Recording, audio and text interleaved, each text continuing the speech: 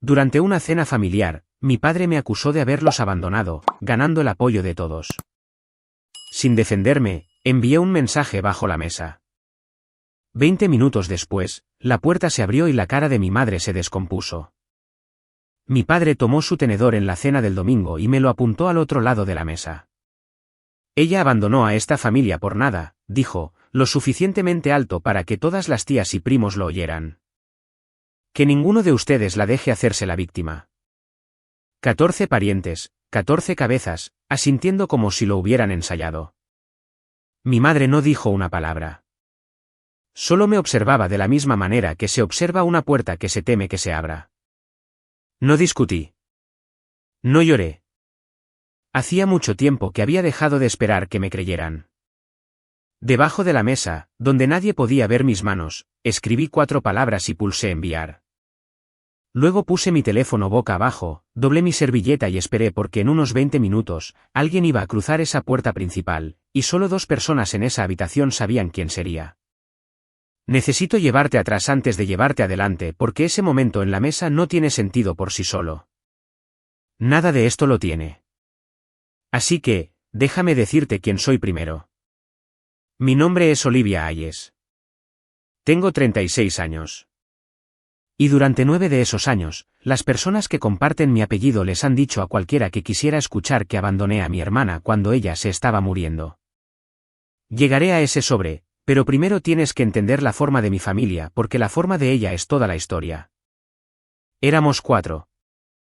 Mi padre, Robert, un hombre que medía el amor y la lealtad y pensaba que hacer preguntas era lo mismo que tomar partido. Mi madre Eleanor, que podía estar en una casa en llamas y convencerte de que el humo era tu imaginación. Mi hermana menor Sofía, que era 9 años menor que yo y a quien amaba como se ama algo que ayudaste a criar. Y yo, la mayor, la que se fue primero a la universidad para un programa de enfermería a 800 kilómetros de distancia, y quien, en la historia que cuenta mi familia, nunca regresó realmente. Esa parte es incluso cierta en cierto modo. Me fui. Pero quiero que mantengas una pregunta mientras te cuento el resto, porque es la pregunta que nadie en ese comedor jamás hizo. Si yo era tan desalmada, si realmente le di la espalda a una chica moribunda, entonces ¿por qué, 9 años después, mi madre era la única persona en esa mesa que no podía mirarme a los ojos? Guarda eso en tu bolsillo. Lo vamos a necesitar. Antes de seguir, déjame decirte quién era Sofía para mí porque importa. Cuando nació, yo tenía 9 años, y mis padres estaban tan cansados que convertían a la hija mayor en una segunda madre, quisiera o no. Le di sus biberones a Sofía.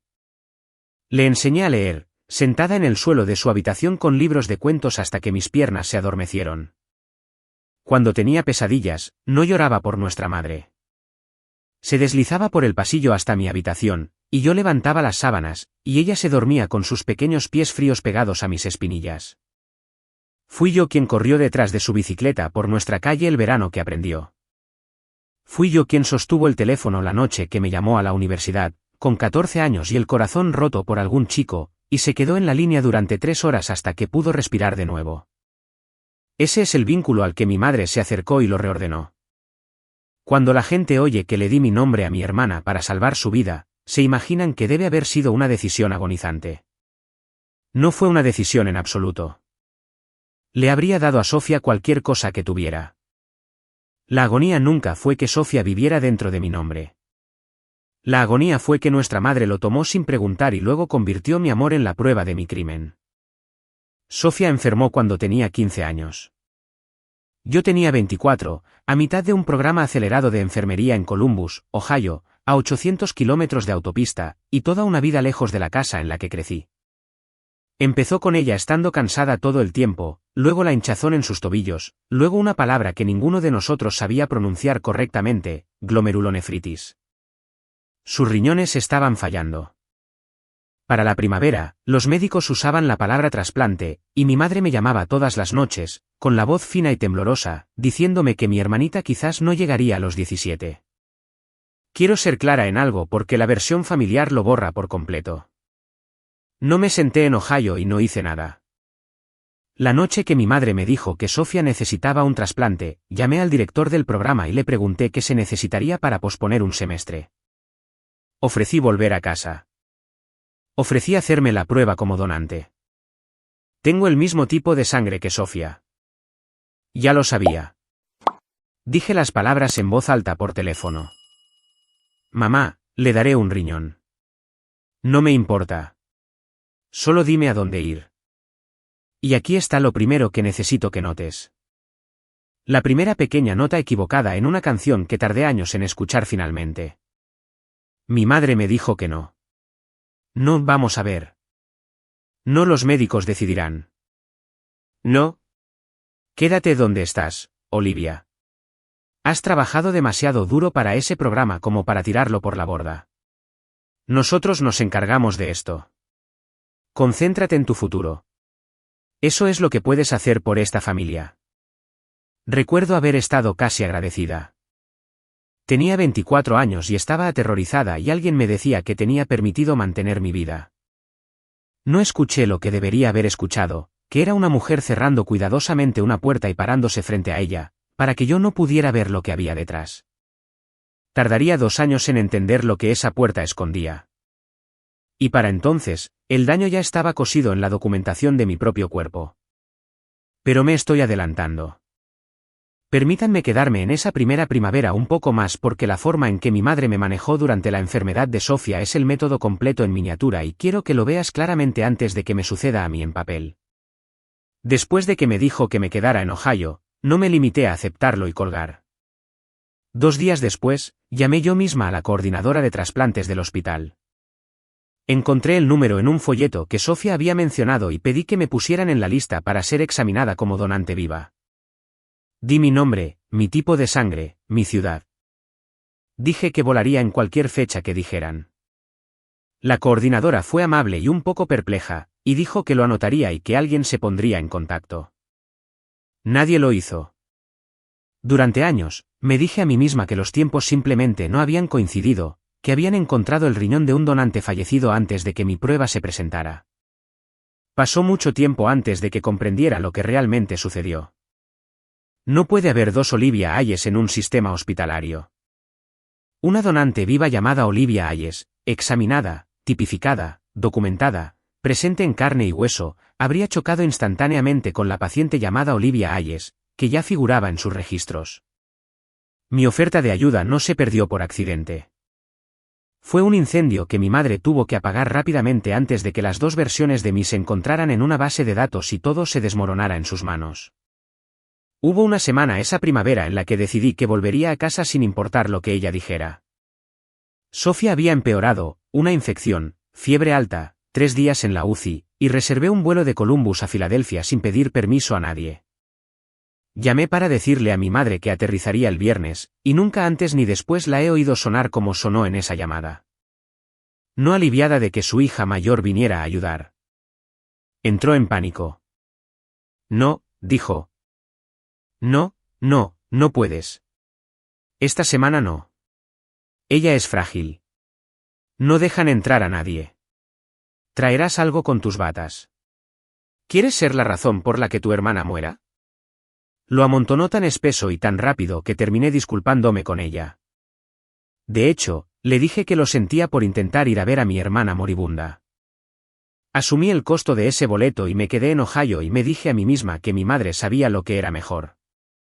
Lo que sé ahora es que ese viernes era casi seguro un día en que algo estaba programado bajo mi nombre en ese hospital. Un día en que mi yo de papel tenía una cita y lo último en la tierra que mi madre podía permitir era que mi yo real cruzara esas puertas y se parara junto a ella. No estaba protegiendo a Sofía de mis gérmenes. Estaba protegiendo su mentira de mi cara. Quédate con esa primavera y dónde estaba yo en ella. ¿Qué semanas estaba en Ohio y cuáles no? Resulta ser exactamente lo que desvela toda esta historia al final. Y mi hermana, resultó, había estado guardando silenciosamente la prueba de ello durante años en un sobre que no pude abrir. Así que hice lo que ella me dijo. Me quedé. Envié dinero, $300 aquí, 500 allá, lo que una estudiante de enfermería podía rascar de sus préstamos. Llamé todos los domingos, y en otoño, mi madre me dijo que el milagro había llegado. Un riñón donado, un trasplante exitoso, un seguro que funcionó mejor de lo que esperábamos. Todos la elogiaron. Toda mi familia extendida hablaba de Eleanor como si hubiera luchado contra el sistema de salud con sus propias manos y hubiera ganado. La tía Susan, la hermana menor de mi madre, de quien tendré mucho más que decir, de hecho lloró ese primer día de Acción de Gracias, hablando de cómo mi madre había movido cielo y tierra. Yo también lloré. Creí cada palabra. ¿Por qué no lo haría? Sofía estaba viva. Sofía iba a estar bien.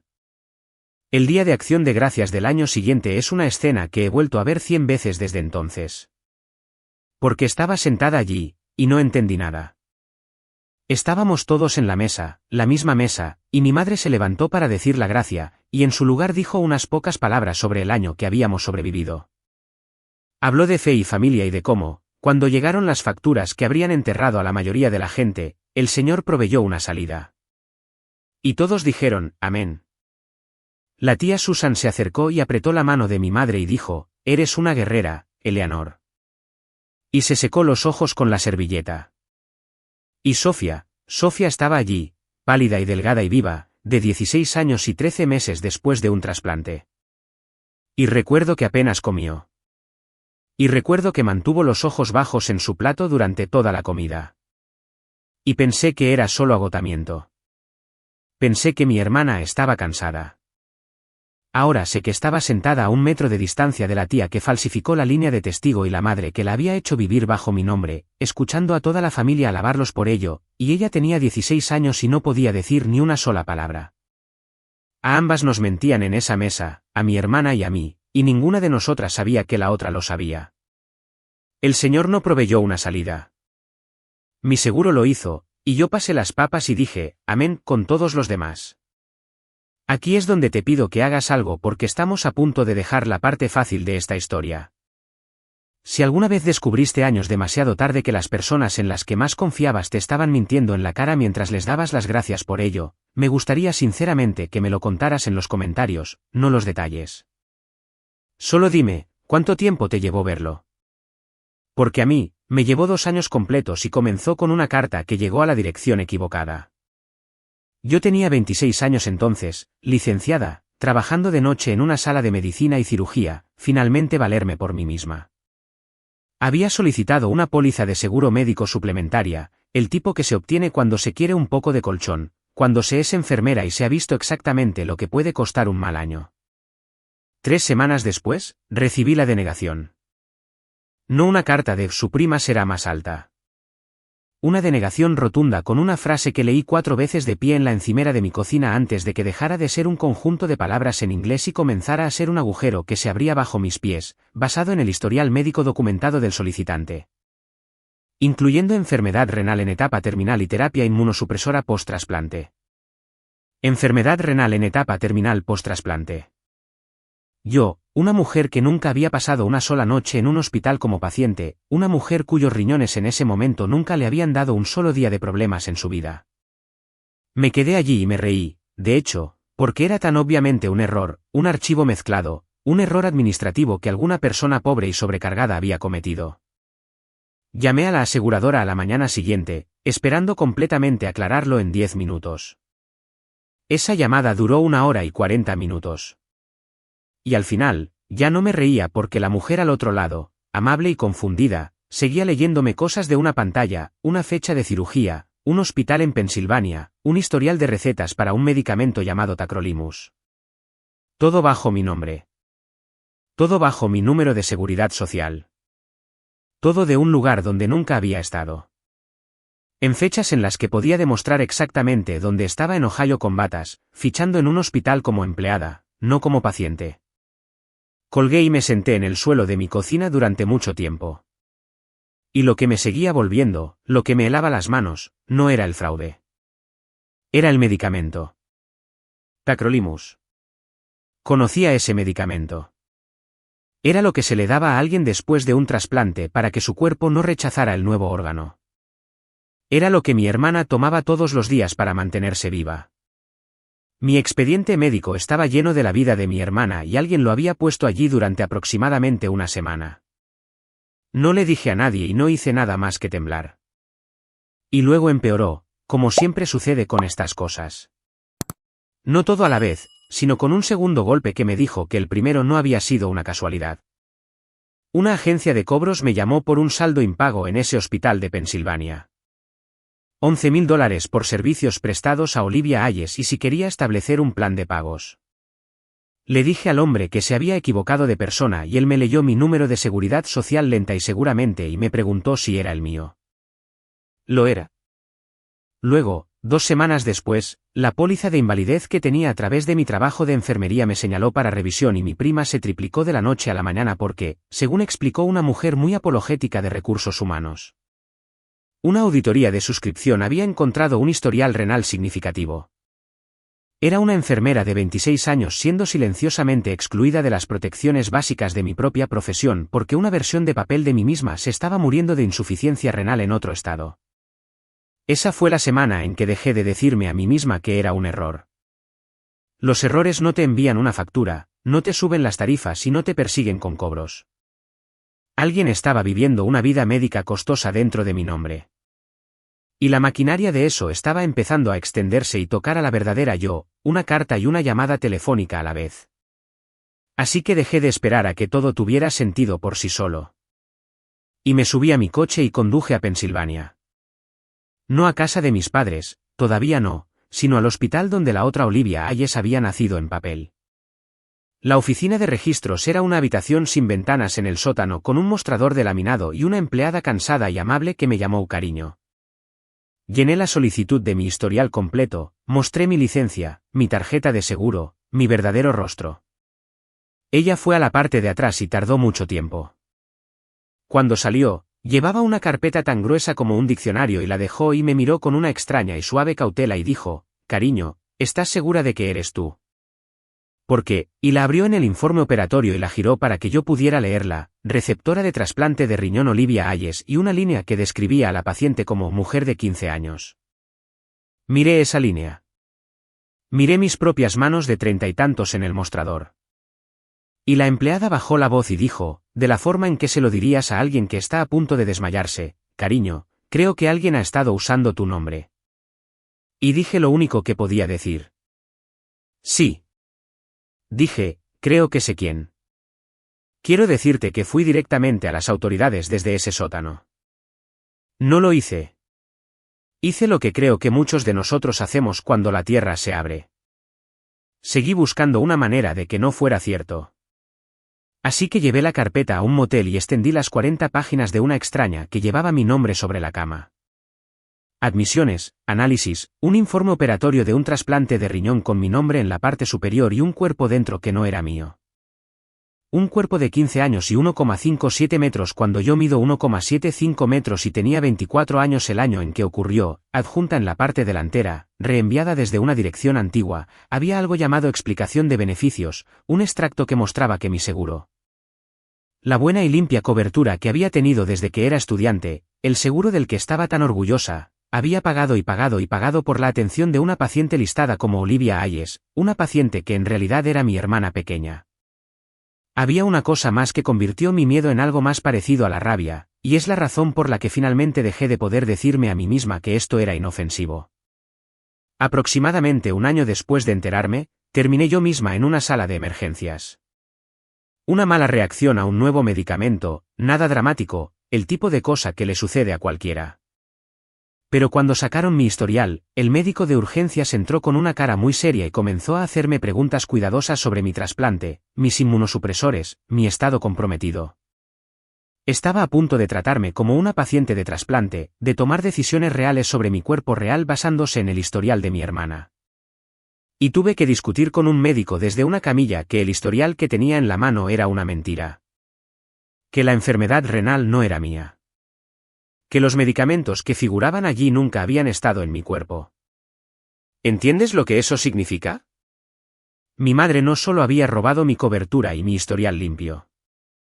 Había plantado un historial médico falso que podría darme el tratamiento equivocado, el medicamento equivocado, la suposición equivocada de vida o muerte en el momento exacto en que no podía hablar por mí misma.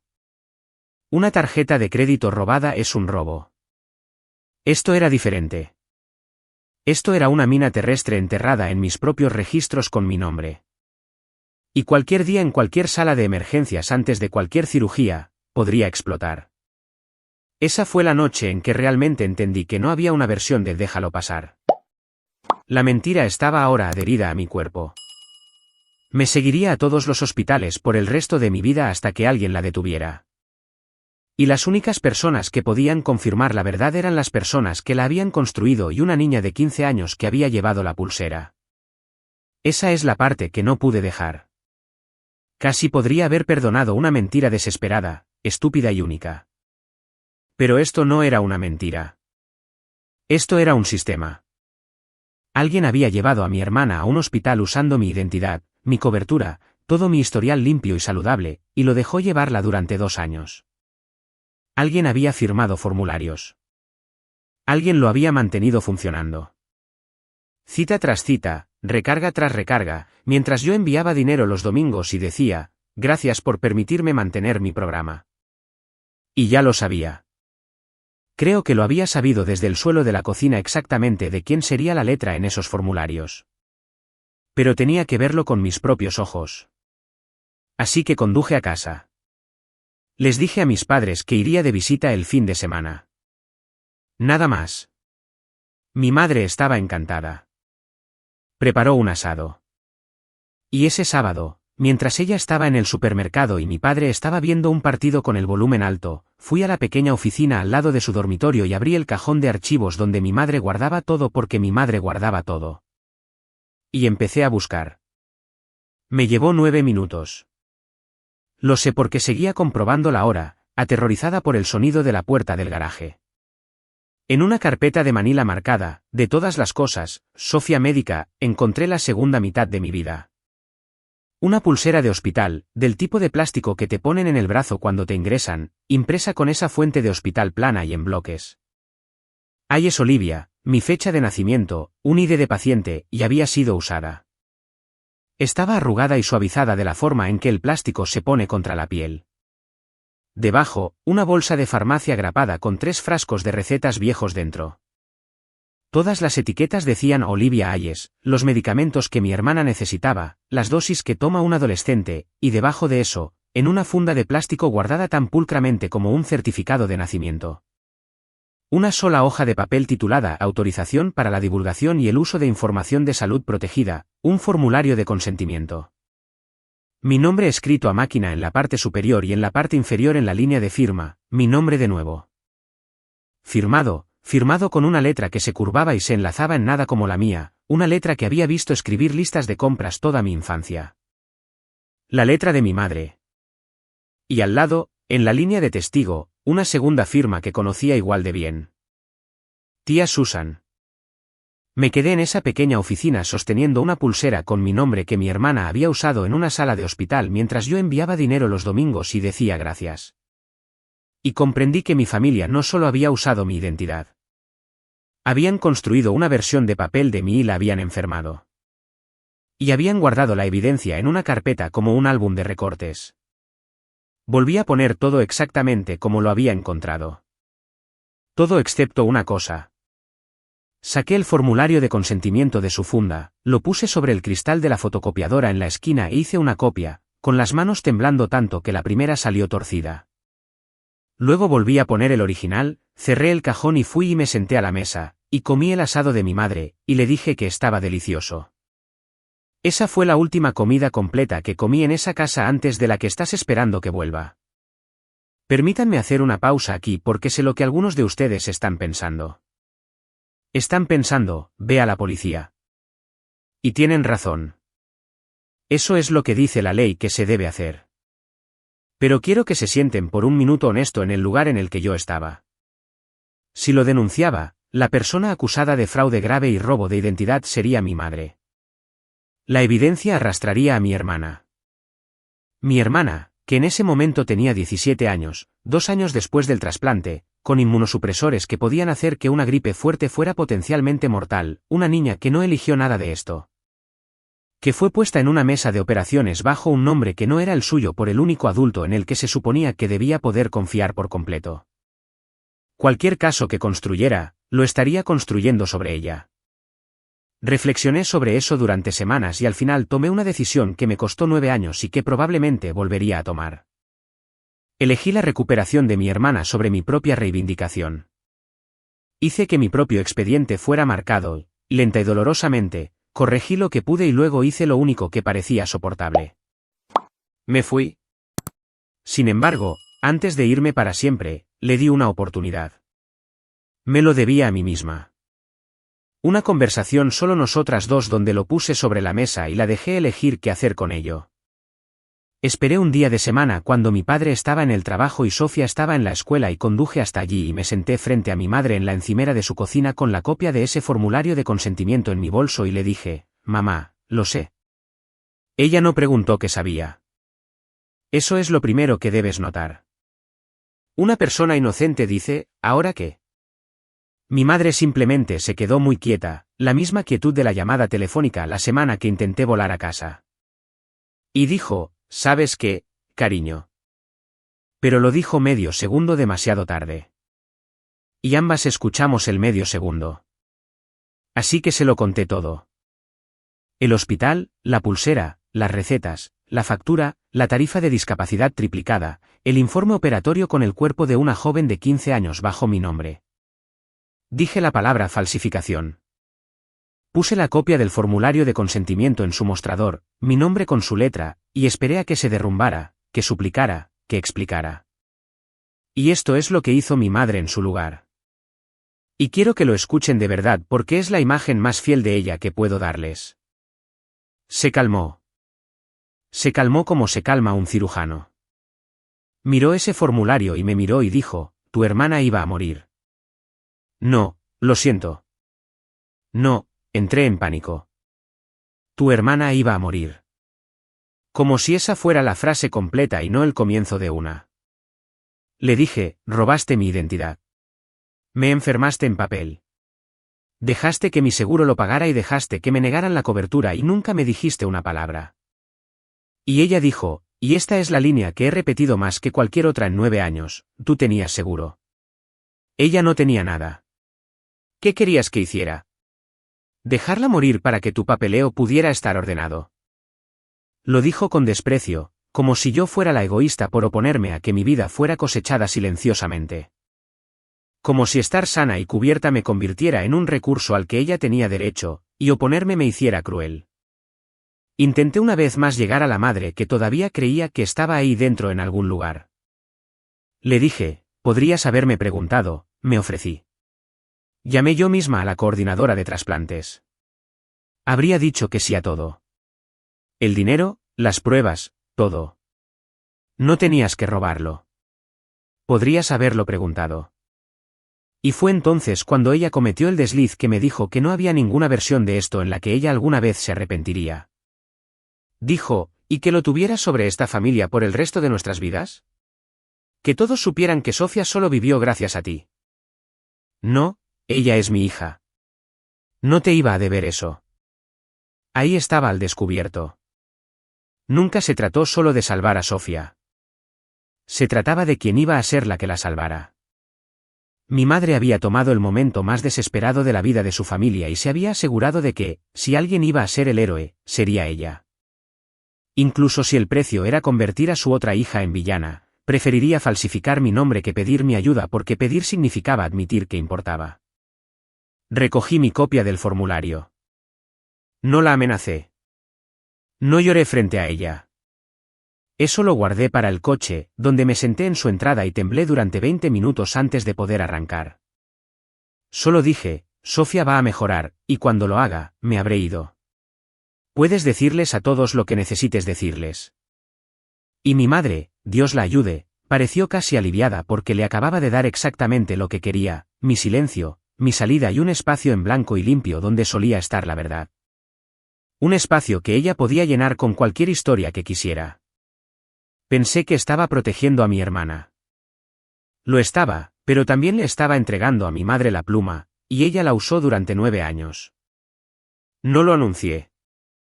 No envié una carta exponiendo mi caso. Simplemente volví a casa a Ohio y dejé de regresar. Dejé de llamar todos los domingos. Cuando mi madre llamaba, lo mantenía breve. Cuando me preguntaba por qué estaba distante, le decía que estaba ocupada. Estaba cansada. El trabajo era duro. Pequeñas cosas verdaderas apiladas en una gran mentira por omisión. Porque la verdadera respuesta era, no puedo sentarme a tu mesa y fingir que no sé lo que hay en el cajón de tus archivos. Pensé, Dios me ayude. Que si simplemente desaparecía en silencio, todo podría permanecer enterrado y mi hermana podría crecer en paz y yo podría cargar el peso sola. Realmente creí que el silencio era lo más amable que se podía hacer. El silencio tiene un precio, sin embargo, y lo pagué en Ohio durante 9 años en una moneda que nadie podía ver. Construí una vida, una buena en papel. Me hice enfermera encargada. Compré un pequeño condominio con un porche trasero torcido que amaba. Tuve una relación, un hombre paciente y amable llamado Michael, que quería casarse conmigo. Y la terminé porque ¿cómo se construye un matrimonio sobre un cajón cerrado? Cada vez que me preguntaba por mi familia, le daba la versión plana. Simplemente no somos cercanos. Y cada vez lo veía sentir todo el espacio al que no le permitía entrar. Finalmente, dejó de preguntar, y finalmente se fue. Y él también tenía razón.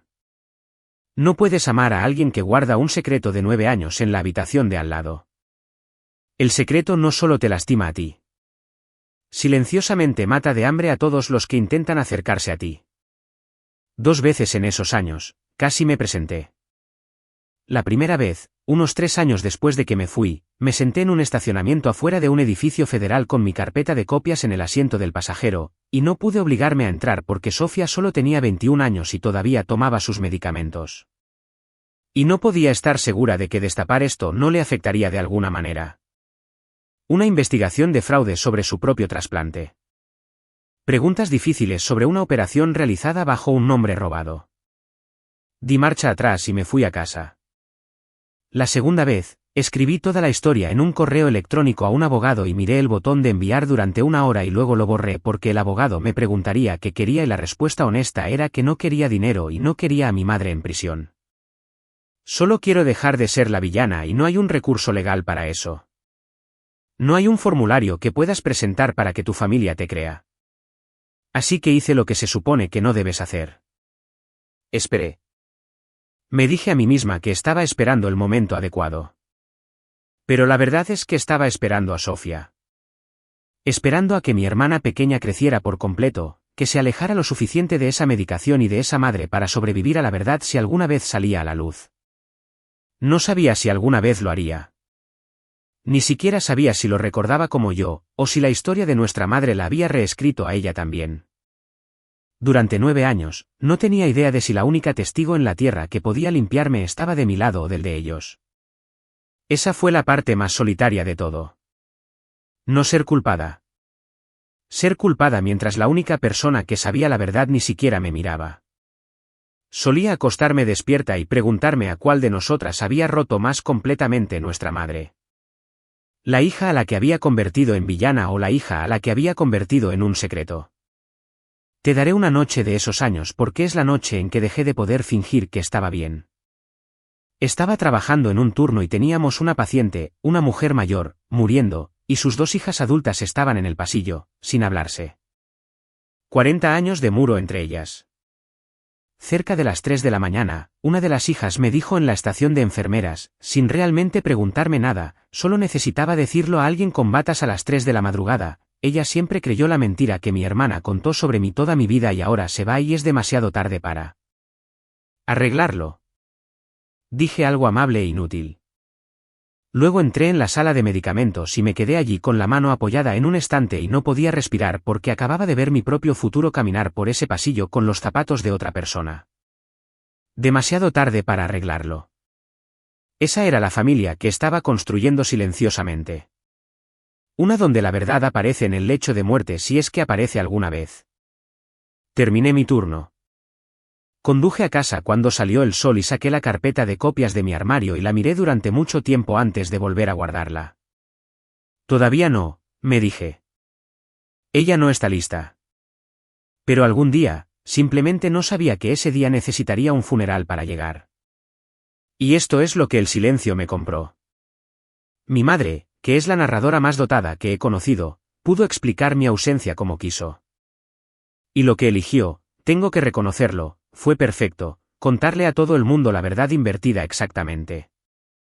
Le dijo a la familia que cuando Sofía estaba enferma y muriendo, yo me negué a ayudar, que no me haría la prueba para ser donante, que no daría dinero, que elegí mi carrera antes que la vida de mi hermana, y luego, cuando las cosas se pusieron difíciles, me fui y nunca miré hacia atrás.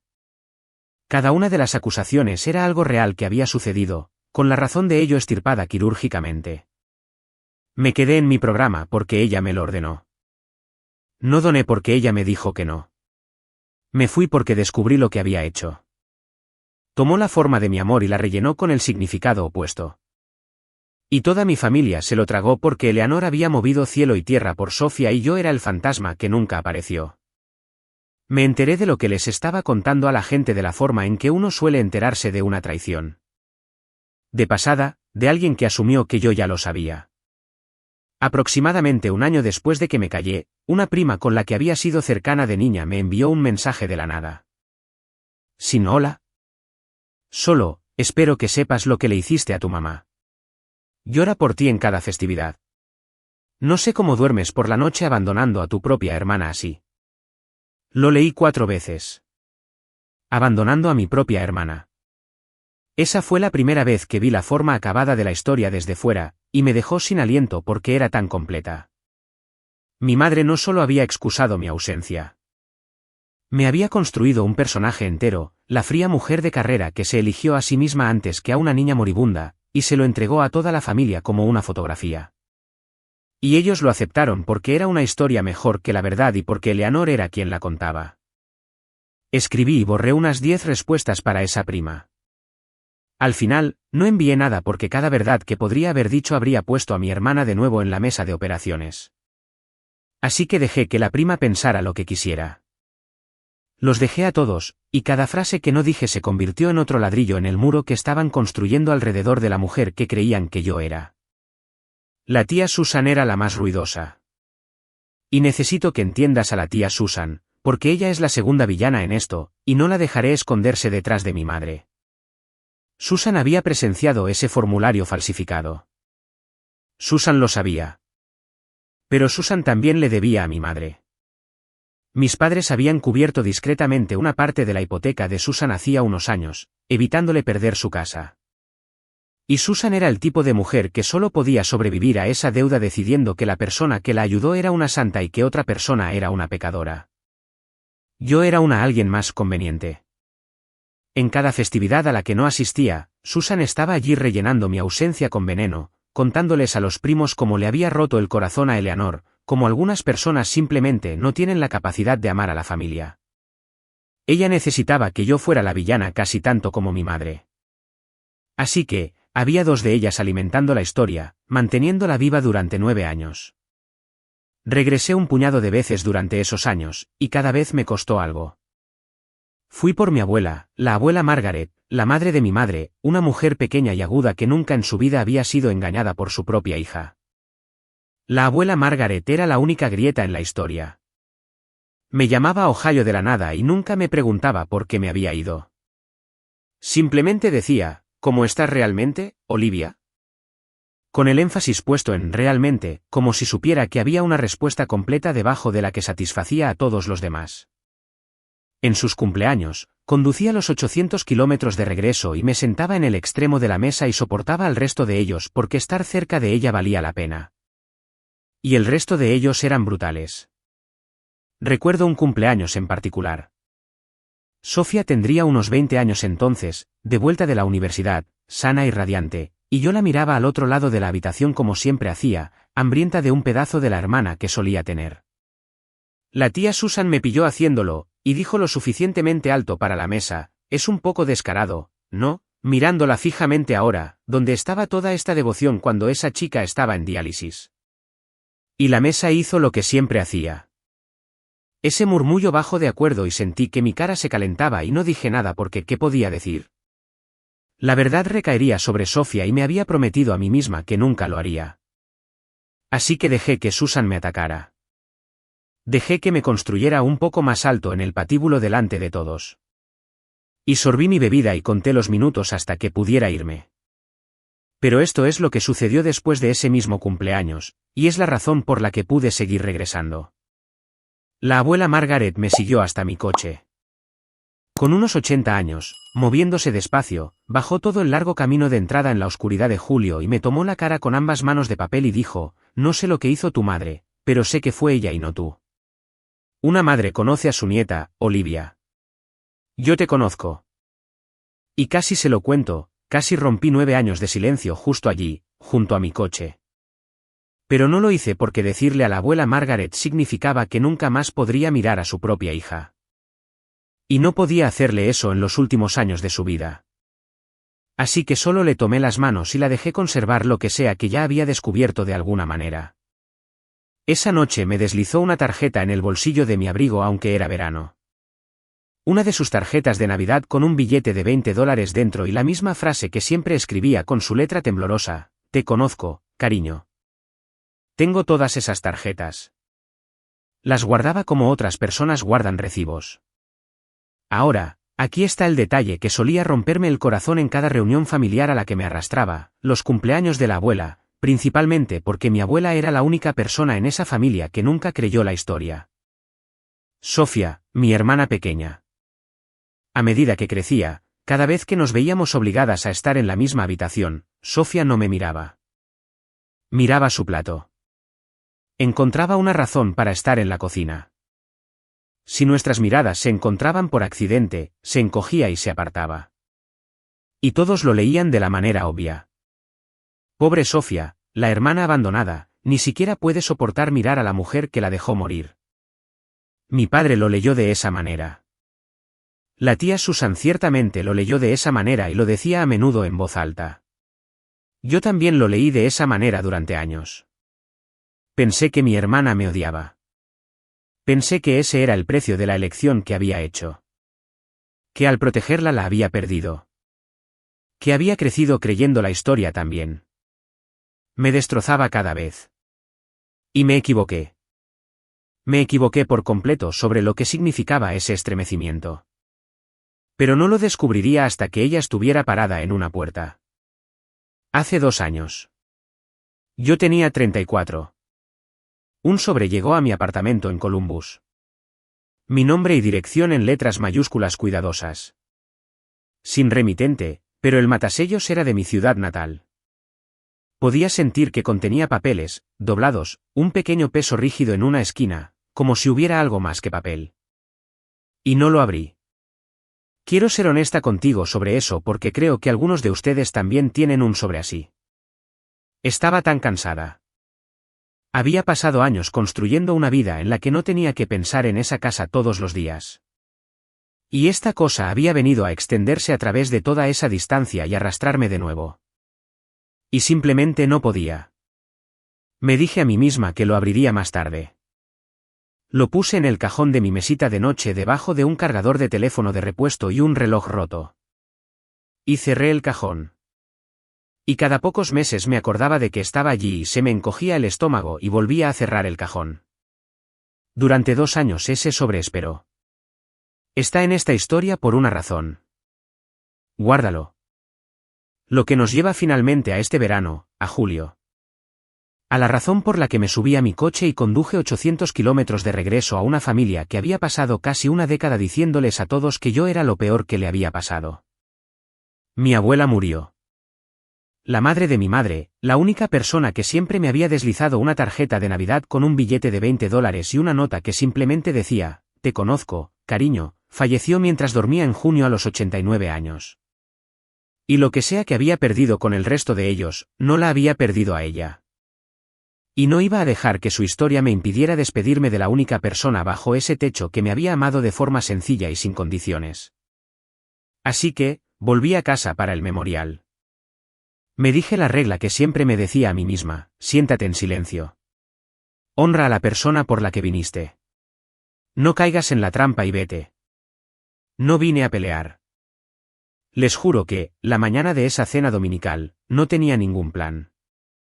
Todo lo que tenía era un vestido negro, un duelo que solo me pertenecía a mí. Y por razones que aún no puedo explicar completamente, ese sobre sin abrir, que había sacado del cajón de la mesita de noche en el último segundo y lo había metido en mi bolso, diciéndome que tal vez esta era finalmente la semana en que lo leería. Viajó en mi bolso a Pensilvania. Estuvo en ese bolso a mis pies debajo de la mesa todo el tiempo. El servicio esa mañana fue pequeño y lleno de gente que me trataba con cautela. Me senté en el segundo banco sola mientras mi madre, mi padre y Sofía se sentaban en el primero, una unidad familiar con un hueco exactamente de mi tamaño. Hice la lectura porque mi abuela lo había pedido. Meses antes de morir, le había dicho a mi madre que quería que Olivia leyera en su funeral, y mi madre no pudo encontrar la forma de negarse a la petición de una moribunda sin explicar por qué. Así que allí estaba yo, al frente de una iglesia llena de parientes que pensaban que era desalmada, leyendo las palabras que mi abuela había elegido. Levanté la vista una vez a mitad de la lectura y encontré a Sofía mirándome, realmente mirándome como no lo había hecho en 9 años. Y no desvió la mirada. Perdí el hilo por un segundo. Luego terminé y me senté y me dije que me había imaginado el peso en ello. No lo había hecho. Creo que esa fue la mañana en que mi hermana decidió algo. Creo que estar de pie en una iglesia despidiéndose de la única persona que siempre me había creído fue lo que finalmente cambió la cosa en Sofía, que había estado estancada durante años. Porque unas horas más tarde, cuando 4 palabras llegaron por debajo de la mesa de la cena, ella ya estaba a mitad de camino de su coche con una carpeta antes de que terminara de leerlas. El servicio lo superé. Fue la cena posterior lo que habían estado afilando. Hubo una hora entre la iglesia y la cena, una recepción en la sala de la hermandad, café aguado y bandejas de galletas del supermercado. Y fue allí, en la aglomeración de parientes que no se atrevían a pararse junto a mí, donde Sofía me encontró. No dijo mucho. No podía. Nuestra madre estaba a 9 metros de distancia, moviéndose por la sala con su vestido negro. Pero mi hermana se detuvo junto a mí en la mesa de café, cerca, sin mirarme, y dijo en voz baja y rápida: «¿Todavía tienes el mismo número?» Dije que sí. Ella dijo: «Mantén tu teléfono encendido esta noche». Y luego se fue, arrastrada por una tía de vuelta a la multitud antes de que pudiera preguntarle qué quería decir. No lo entendí. Pensé que tal vez quería hablar después de la cena en algún lugar privado. Finalmente, puse mi teléfono en mi regazo en esa mesa, sin saber que lo iba a usar. Así que cuando mi padre levantó el tenedor y toda la mesa asintió y algo en mí, después de 9 años, finalmente dijo: «Basta», ya tenía lo único que necesitaba. Tenía el permiso de mi hermana. «Mantén tu teléfono encendido esta noche». Ella había sabido antes que yo en qué se iba a convertir esa cena. Había estado esperando 9 años a que yo estuviera lista. Y esa mañana en una iglesia, viéndome leer las palabras de nuestra abuela a una sala que me odiaba, ella había decidido que finalmente lo estaba. Volvimos a casa de mis padres, el mismo comedor, la misma mesa larga que mi padre había construido él mismo y de la que estaba tan orgulloso. 14 de ellos y yo. Y desde el momento en que salieron los platos, pude sentirlo. Cómo se siente el clima que se acerca, los pequeños comentarios, los silencios intencionados, la tía Susan preguntándome al otro lado de la mesa, muy amablemente, si me había molestado en ayudar con el cuidado de la abuela estos últimos años, o si eso también era demasiado familia para mí. No me habían permitido acercarme al cuidado de mi abuela, pero no lo dije. Dije: «Solo estoy aquí para recordarla, Susan». Pero Susan no había terminado porque Susan nunca terminaba. «Porque les diré quién se ayudó», continuó, calentándose, dirigiéndose a la mesa. «Tu madre. Tu madre se sentó con Margaret todos los días al final». «¿Dónde estabas tú?» «Ohio». «Siempre Ohio». «Es un milagro que aún recuerdes el camino de vuelta». Algunos de los parientes mayores murmuraron. Mi tío Frank negó con la cabeza mirando su plato, y sentí que la vieja máquina se ponía en marcha, la que me había desgastado en cada reunión durante 9 años. Susan encendiendo el fuego, la mesa alimentándolo, mi madre sentada serena a la cabeza, calentándose las manos con las llamas. Miré la silla vacía de mi abuela, todavía puesta en la mesa por costumbre, y pensé: hoy no. Vine aquí por ella. Y no voy a permitir que uses su funeral para hacerme esto una vez más. Todavía no sabía qué iba a hacer al respecto. Y observé a mi madre en la cabecera de la mesa observarme. Y vi algo que nunca antes le había visto. No triunfo, algo más cercano al miedo. Seguía mirando la puerta principal. Y entonces mi padre dejó el tenedor y lo volvió a tomar y me lo apuntó al otro lado de la mesa y dijo lo que les conté al principio. Ella abandonó a esta familia por nada. Que ninguno de ustedes la deje hacerse la víctima. Y 14 cabezas asintieron.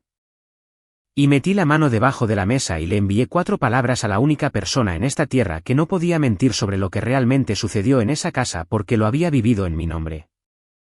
Y las 4 palabras fueron, por favor, ven. Estoy lista. Y luego puse mi teléfono boca abajo y doblé mi servilleta y esperé porque sabía que en unos 20 minutos esa puerta principal se iba a abrir. Y ahora lo saben casi todo. La habitación no. Casi porque todavía no sabía lo que había en el sobre. Y ustedes tampoco. Si todavía están conmigo, y espero que sí, porque estamos a punto de llegar a la parte que esperé 9 años para poder decir en voz alta, tómense un segundo antes de que se abra la puerta y díganme en los comentarios. En este momento exacto, ¿creen que hice lo correcto al permanecer en silencio todos esos años, sí o no? Realmente quiero saberlo porque lo he pensado 1000 veces. Ahora, déjenme volver a sentarlos en esa silla con el tenedor todavía apuntándome. Y déjenme mostrarles lo que hizo mi madre a continuación porque no esperó en silencio.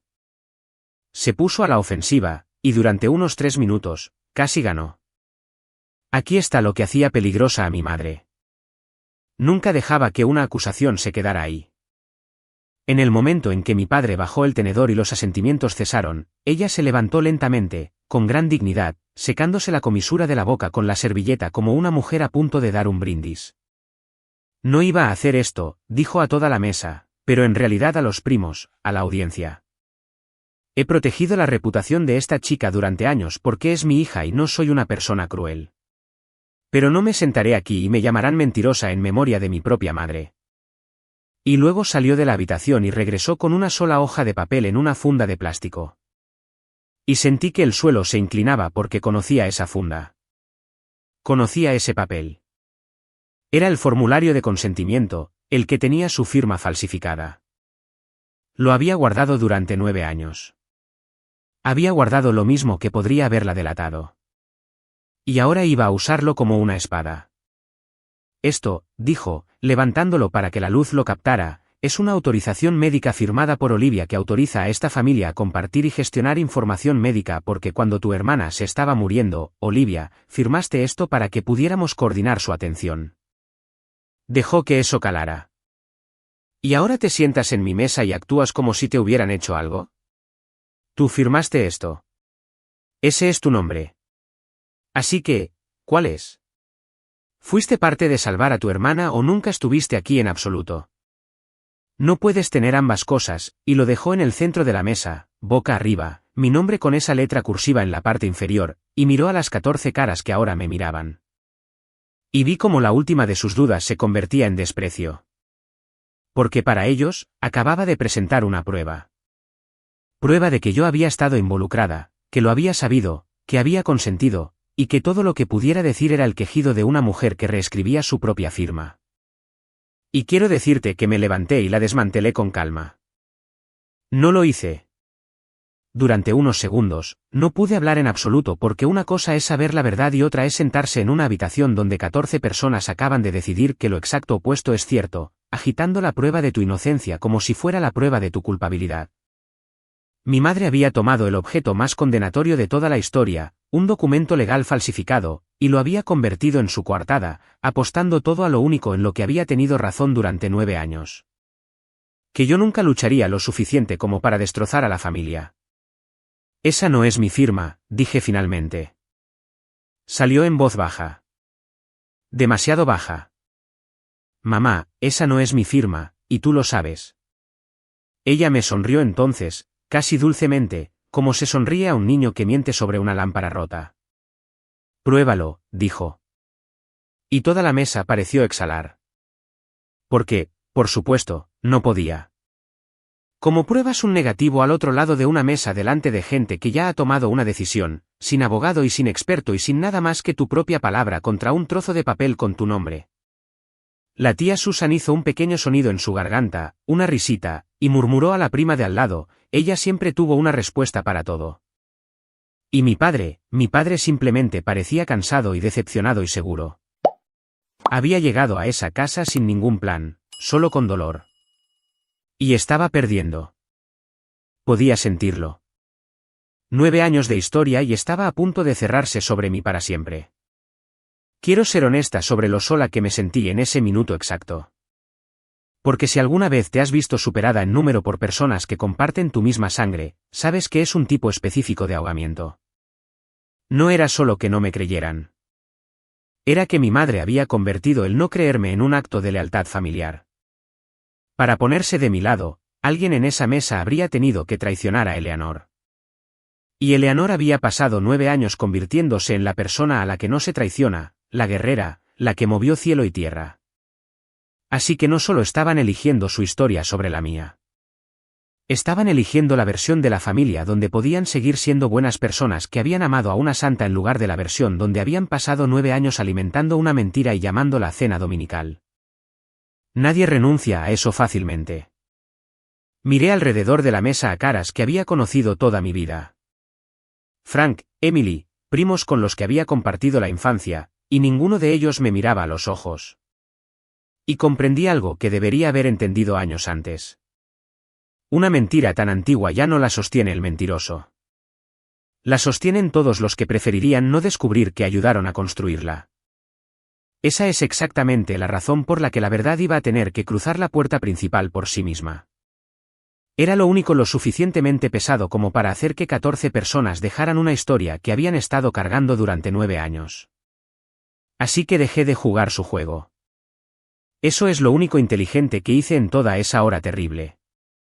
Dejé de intentar ganar la discusión en sus términos porque no puedes ganar una discusión contra alguien que está dispuesto a mentir sobre tu propia letra. En cambio, miré el reloj sobre el aparador.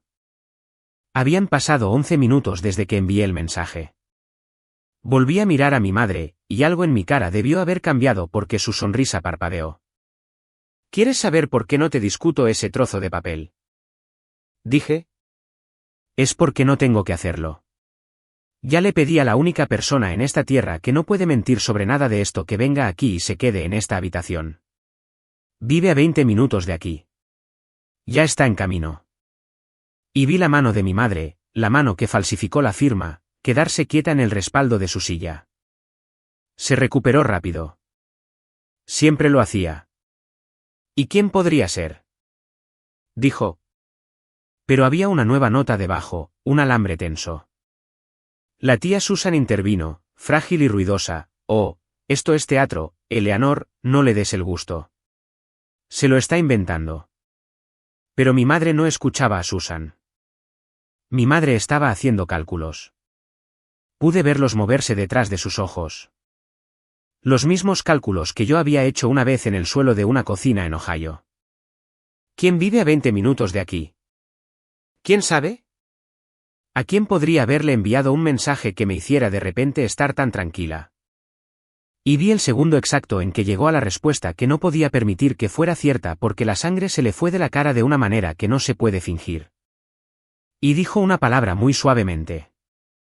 No a mí, casi para sí misma. No. Déjenme decirles cómo fueron esos siguientes minutos.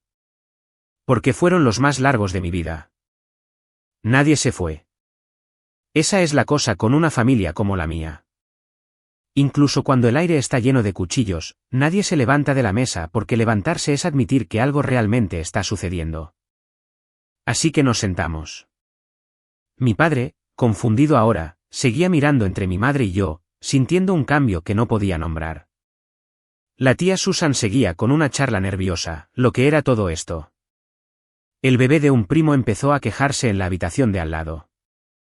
Y mi madre se sentó lentamente y juntó las manos, y comprendí que estaba apostando una vez más, apostando a que quienquiera que cruzara esa puerta se pondría de su lado, como siempre lo hacían todos, porque esa era la física de nuestra familia, y nunca le había fallado.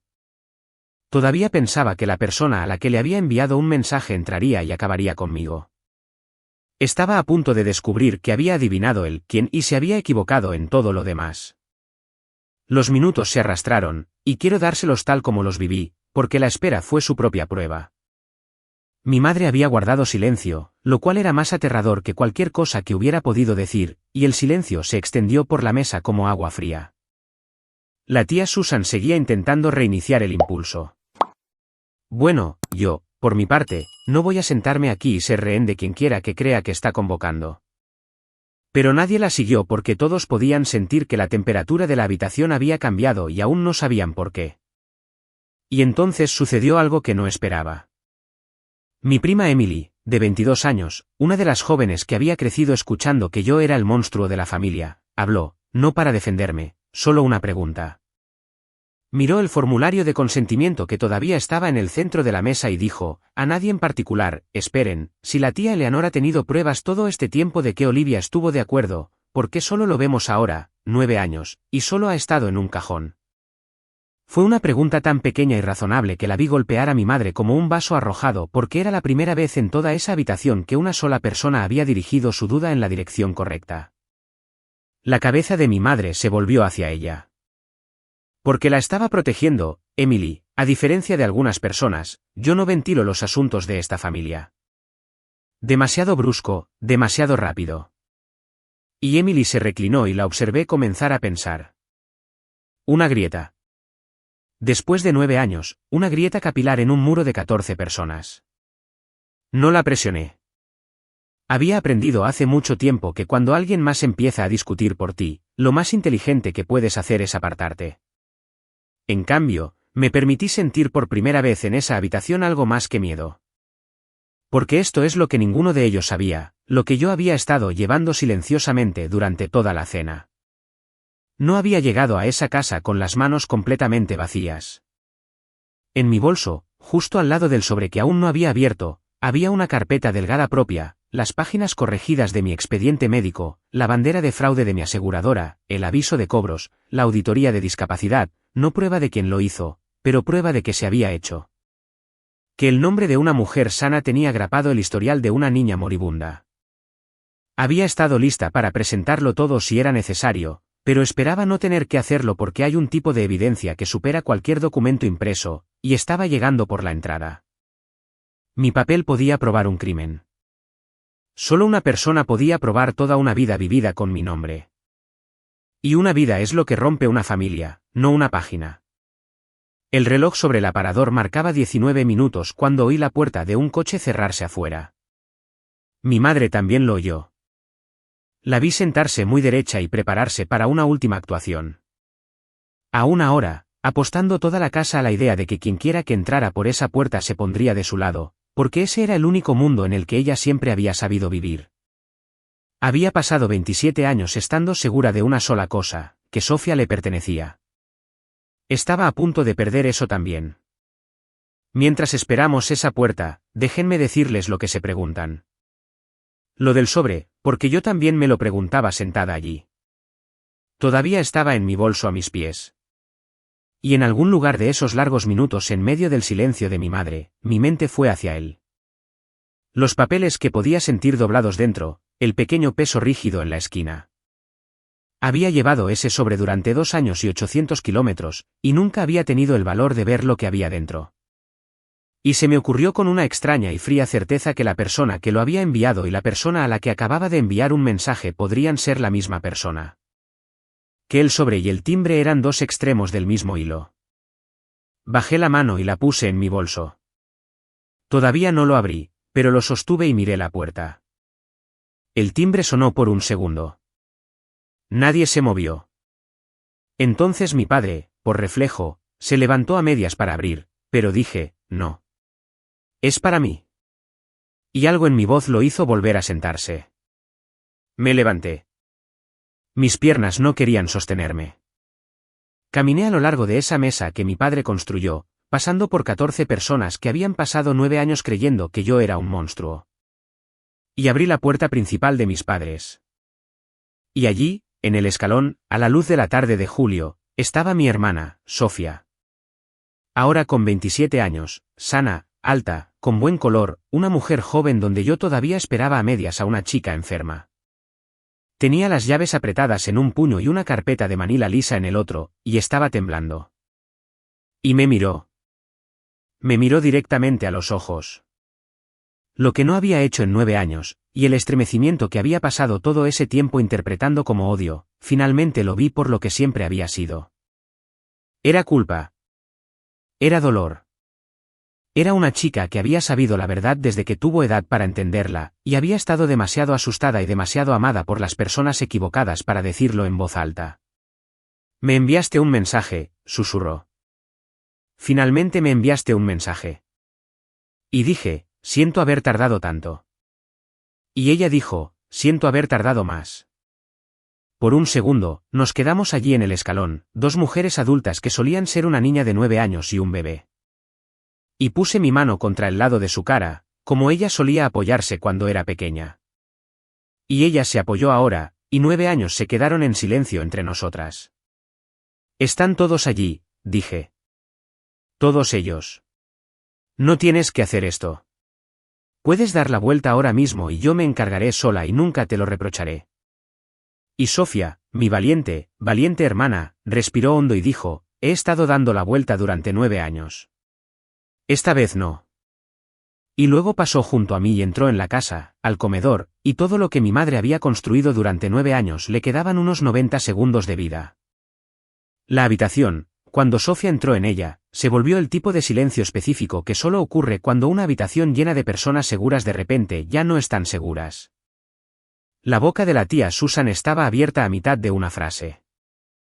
Mi padre se levantó lentamente. Y mi madre dijo con una voz de rescate, cálida y rápida, Sofía, cariño, gracias a Dios, ven aquí. Ven a sentarte a mi lado. Ya extendiendo la mano, ya escribiendo el siguiente capítulo donde su niña dorada viene a su lado y avergüenza al fantasma. Pero Sofía no fue hacia ella.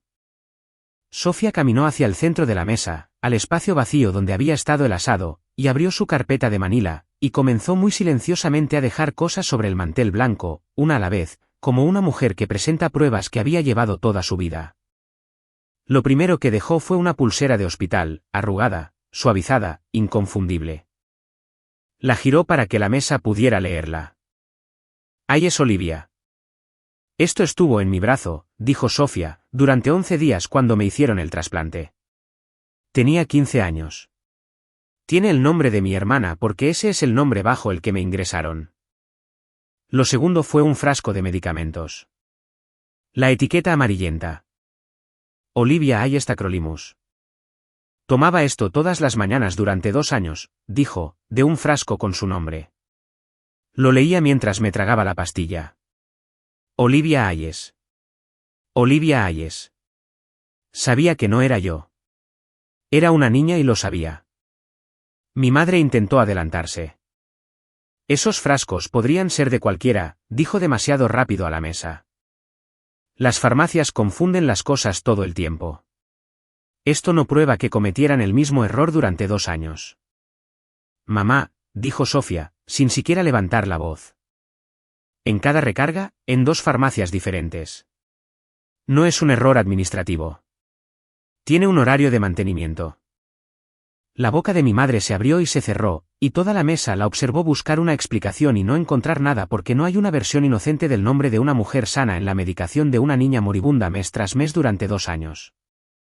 Y luego señaló la tercera cosa, el formulario de consentimiento que ya estaba en el centro de la mesa, el que nuestra madre había dejado minutos antes.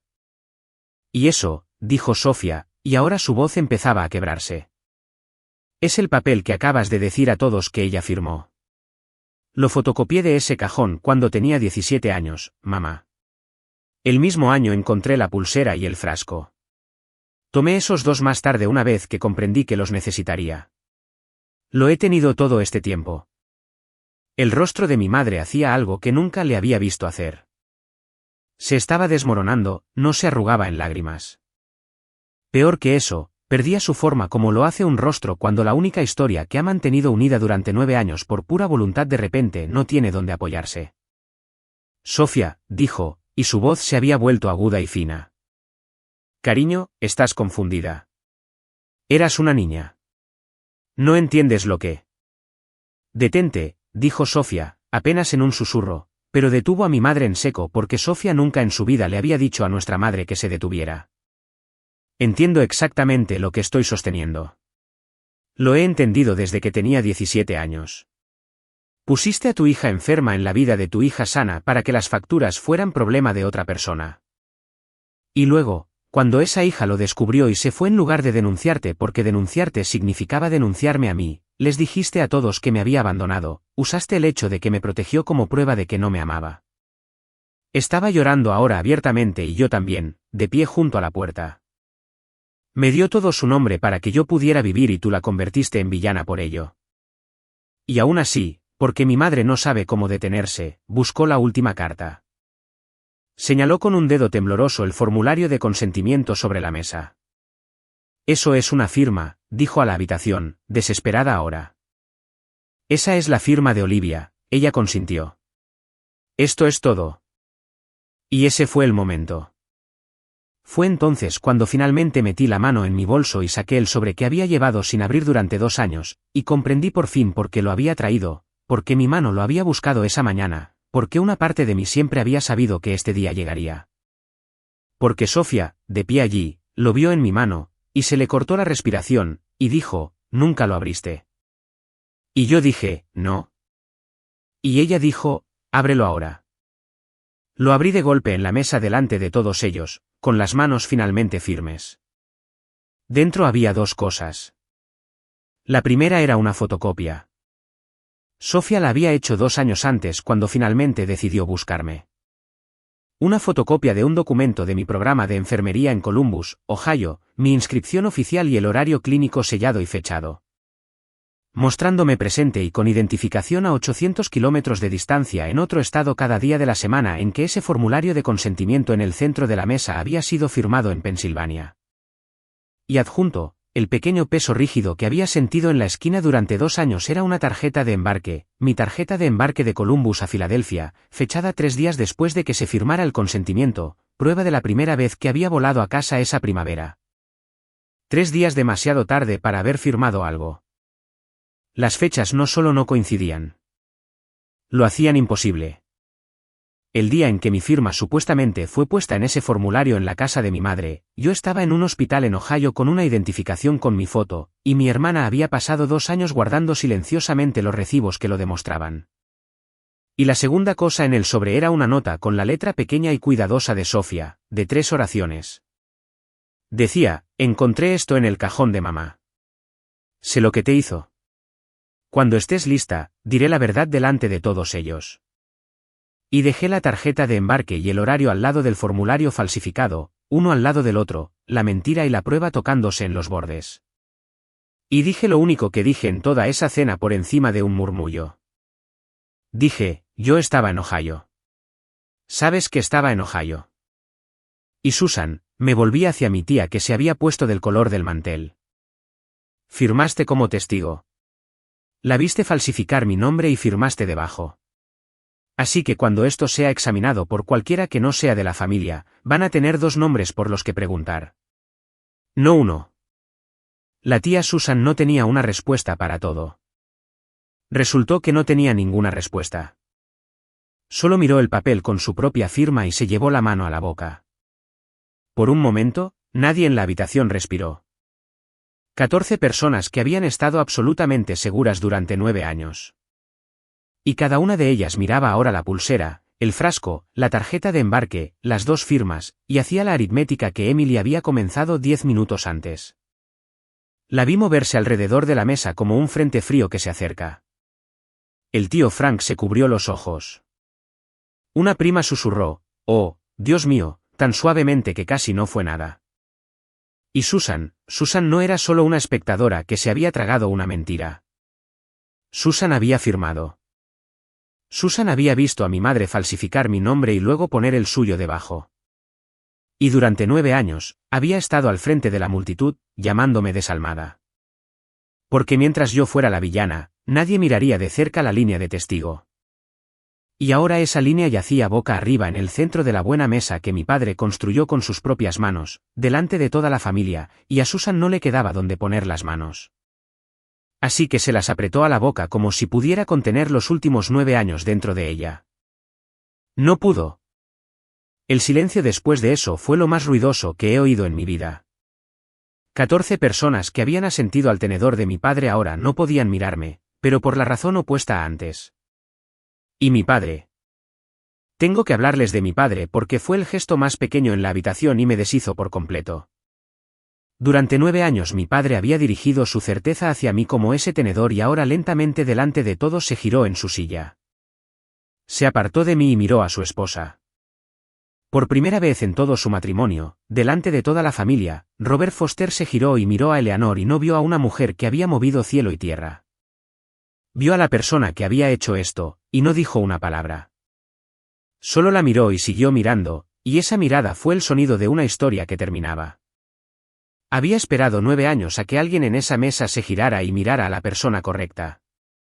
Y al final, fue mi padre de todos ellos. Mi padre que me había apuntado con un tenedor al otro lado de la misma mesa no hacía ni 20 minutos. No se disculpó conmigo.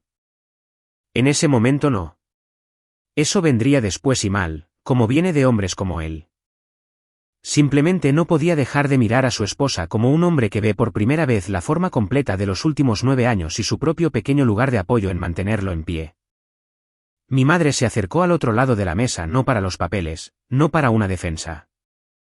Se acercó a la mano de Sofía y dijo, y lo escucharé por el resto de mi vida, lo hice por ti. Todo lo que hice, lo hice por ti. Y Sofía, mi valiente hermana, retiró su mano suavemente, como se quita algo frágil del agarre de un niño, y dijo, no, mamá. Se lo hiciste a ella, y me dejaste mirar. Y eso fue todo. Esa fue la inversión completa, 9 años en la creación.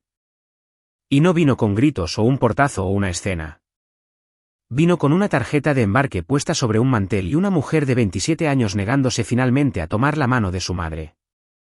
Si has llegado hasta aquí conmigo, necesito decirte algo directamente porque eres la razón por la que puedo hablar de esto. Si alguna vez has sido el chivo expiatorio de tu familia, si alguna vez te has tragado una verdad para proteger a alguien más débil que tú y los has visto dejar que cargues con la culpa, quiero que escuches esto de alguien que lo vivió. Tu silencio no fue debilidad. Guardar silencio para proteger a un niño enfermo no es lo mismo que ser culpable, sin importar cuántas personas en la mesa asientan. Y tienes permitido, algún día, cuando finalmente estés lista, enviar 4 palabras y abrir la puerta. Eso es todo lo que hice. Tómate un segundo, donde quiera que estés, y dime en los comentarios la única verdad que has estado cargando y que aún no estás lista para decir en voz alta. No tienes que decir qué es. Solo dime que está ahí porque te prometo que llega el día en que estás lista y es más ligero de lo que crees. Sofía y yo nos fuimos juntas. No salimos furiosas. Recogimos la pulsera, el frasco y los papeles. Todo de vuelta en su carpeta y yo cogí mi bolso y salimos por la puerta principal de esa casa, una al lado de la otra, mientras 14 personas permanecían en un silencio que tendrían que resolver entre ellos. Nadie intentó detenernos. Esa es la parte que todavía no puedo creer. Ninguna de las 14 personas que habían pasado 9 años tan seguras de mi culpa dijo una sola palabra mientras yo salía. Ninguna disculpa, ninguna mano extendida, nada, lo cual estaba bien. No había venido por su disculpa, y desde entonces he aprendido que esperarla es solo otra forma de entregarles la pluma. La silla vacía de mi abuela seguía puesta en la mesa cuando pasamos. Toqué el respaldo una vez. Luego salimos a la noche y la puerta se cerró detrás de nosotras. Y por primera vez en 9 años, la historia de Olivia Hayes estaba siendo contada por Olivia Hayes. En el umbral, a la última luz de julio, mi hermana se volvió hacia mí y me abrazó como solía hacerlo cuando era pequeña. Antes de todo, todo su peso contra mí, y dijo en mi hombro, siento haberte dejado cargarlo sola. Y le dije la verdad, que ella tenía 15 y luego 17 y luego demasiado miedo, y que nada de eso, ni un solo día, había sido culpa suya. Nunca fuimos nosotras dos contra la otra. Solo habíamos sido ambas contra la historia de una mujer sobre nosotras, y esa historia había terminado. Las semanas posteriores fueron más tranquilas de lo que cabría esperar. No hubo arrestos dramáticos, ni juicios. No soy ingenua al respecto de por qué.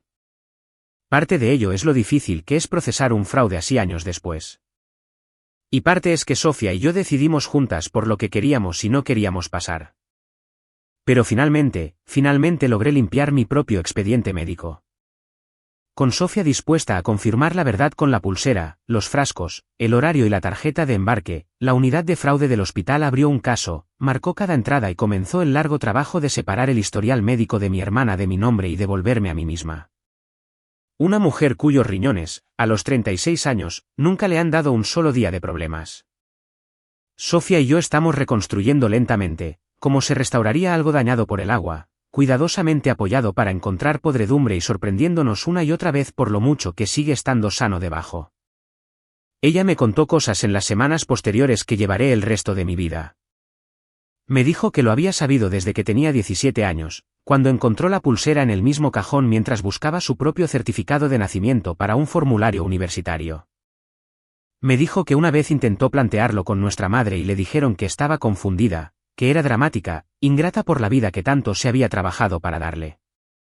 Me dijo la verdadera razón por la que nunca pudo mirarme era que cada vez que lo hacía, veía a la hermana que había desaparecido para protegerla y había sido llamada un monstruo por ello.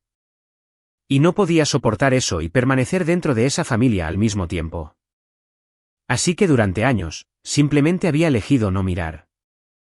Y me contó sobre el sobre, como a los 25 años finalmente había hecho las copias y escrito la nota y la había enviado por correo, y luego pasó 2 años aterrorizada de que yo lo abriera y la odiara por no haber venido antes, e igualmente aterrorizada de que nunca lo abriera. No sabía qué era peor, Olivia, dijo. Que lo leyeras o que simplemente se quedara en un cajón para siempre como yo. Ambas estábamos en un cajón, mi hermana y yo, durante mucho tiempo. Lo único que nos sacó a cualquiera de las dos fue que la otra metiera la mano. Mi padre me llamó aproximadamente un mes después. No logró una disculpa. Hombres como mi padre rara vez lo hacen. Pero dijo, nunca te pregunté qué pasó en todos esos años. Nunca pregunté. Y yo dije, no, no lo hiciste. Y dejé que eso fuera suficiente porque era lo más cierto que me había dicho. La tía Susan no ha llamado en absoluto. No espero que lo haga. Sofía y yo volvimos al cementerio hace unas semanas, solo nosotras dos, para ver a la abuela Margaret. No le dijimos a nadie que íbamos. Nos quedamos junto a la lápida, y Sofía le contó todo en voz alta. La pulsera, el cajón, la cena, toda la forma en que finalmente se desmoronó, hablando a la hierba como si la abuela Margaret estuviera sentada allí en una silla de jardín como solía hacerlo en su porche. Y cuando Sofía terminó, mi hermana se rió, un poco húmeda y rota, y dijo que lo sabía. Ella siempre supo que eras tú. Y yo dije, ella me lo dijo una vez en la entrada, dijo que una madre conoce a su propia nieta. Nos quedamos hasta que hizo frío. Al salir, me detuve en el coche e hice algo que había querido hacer durante años. Saqué la pila de tarjetas de la abuela Margaret de mi bolso. Todas ellas. Cada te conozco, cariño, que me había enviado. Y le di la mitad a Sofía porque mi hermana había pasado toda su vida siendo la niña de oro, la que todos creían. Y nunca había tenido pruebas de que alguien la amara por la verdad en lugar de por la historia. Ahora las tiene. La mitad de esas tarjetas son suyas. Dividimos la única herencia que importó en toda esa familia justo allí en el estacionamiento de un cementerio. Y ninguna de las dos necesitaba ninguna otra cosa que ellos tuvieran. Pienso mucho en ese formulario de consentimiento, en cómo mi madre lo guardó durante 9 años como su arma, tan segura de que la mantenía a salvo, sin imaginar nunca que la hija a la que había agraviado y la hija a la que había usado eran la misma historia contada desde 2 lados. Y que un día se sentarían en el mismo lado de la mesa. Pensó que el silencio significaba que había ganado. No comprendió que algunos de nosotros callamos, no porque no tengamos nada que decir, sino porque esperamos que la persona que protegimos sea lo suficientemente fuerte como para levantarse por sí misma. Yo esperé 9 años. Sofía esperó 4 con esos papeles en un cajón. Y cuando ambas estuvimos finalmente listas, solo hicieron falta 4 palabras debajo de una mesa y 20 minutos. Mi nombre es Olivia Hayes. Ese es mi nombre real y mi historia real. Y nadie volverá a usarlo sin que yo lo sepa. Y si hay una cosa que espero que saquen de todo esto, es esta. La verdad no necesita que grites. Solo necesita que dejes de ser la única que la sostiene.